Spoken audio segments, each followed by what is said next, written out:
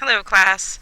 In case of tech problems that we can't get into live class today at 2 o'clock, I am providing you this very short mini lesson with some questions to go along with it for your benefit. Today we are going to discuss researching cultural values of foreign countries. So our goals and objectives are really all surrounding our first assignment for the pod, or for the which is about researching cultural values of your country. So we'll figure out today the information that you need, some strategies for searching the web for the information, and evaluating credibility of websites. So what information do you need?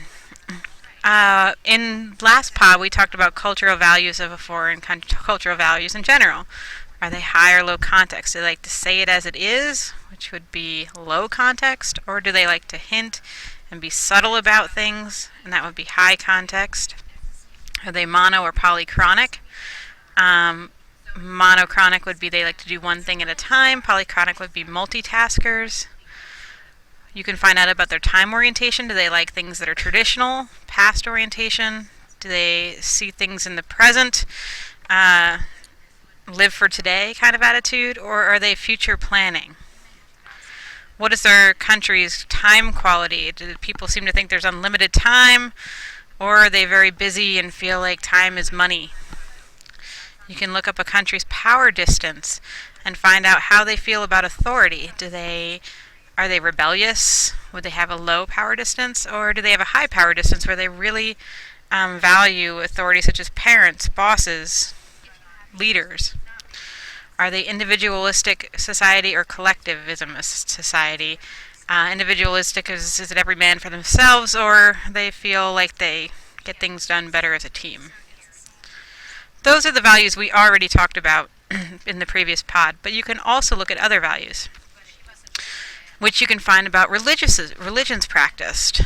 You can find out about the foods that are eaten there, traditions, holidays, their educational system, how they treat genders, like what's considered masculine or feminine.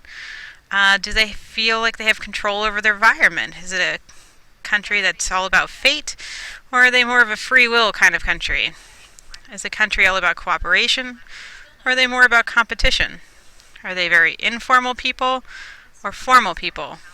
Are they full of idealism and big dreamers, or is it a practical society that, lives for today?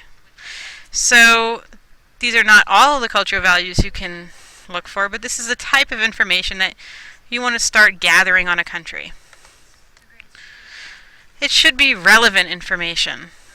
After I read the information you give me, it should tell me about the people that live there, and the information should help me fit in if I was visiting. For instance, here's some relevant information.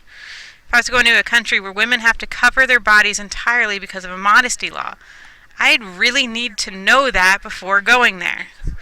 Not relevant information would be something like they eat bananas. That doesn't help me in any way, shape, or form fitting in there unless I really hated bananas or somehow have a blog that everyone knows about how much bananas are horrible.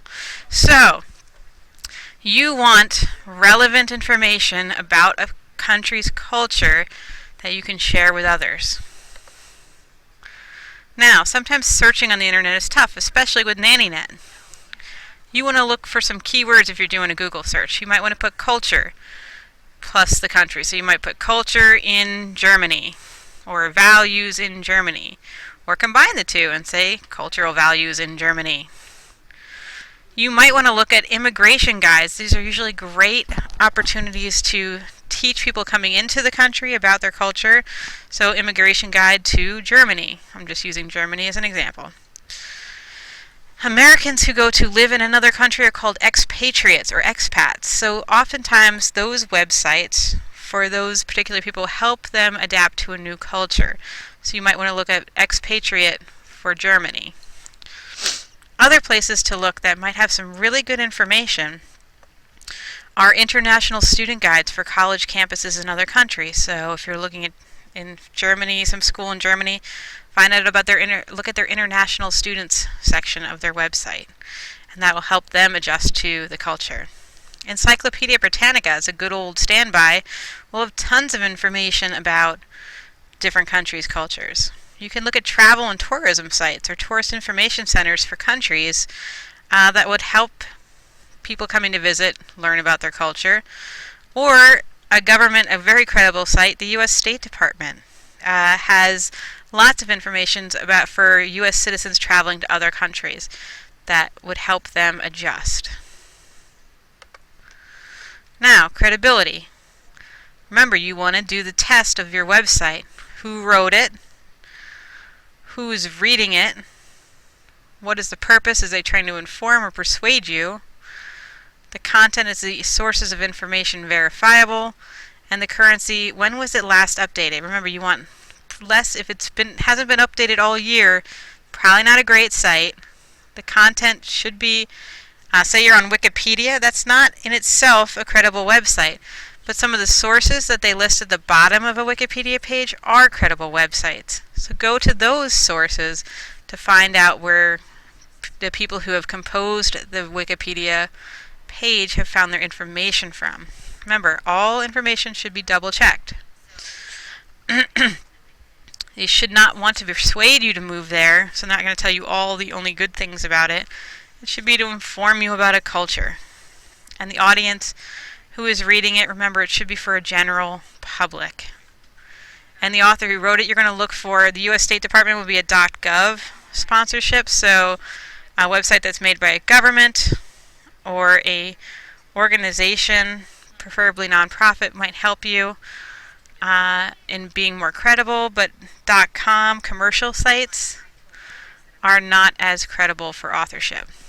Okay. If you have any questions or you want to send me a website you're not sure about, I'd be happy to look that over for you. Right. Good luck on your research, and I will see you in class hopefully on Monday.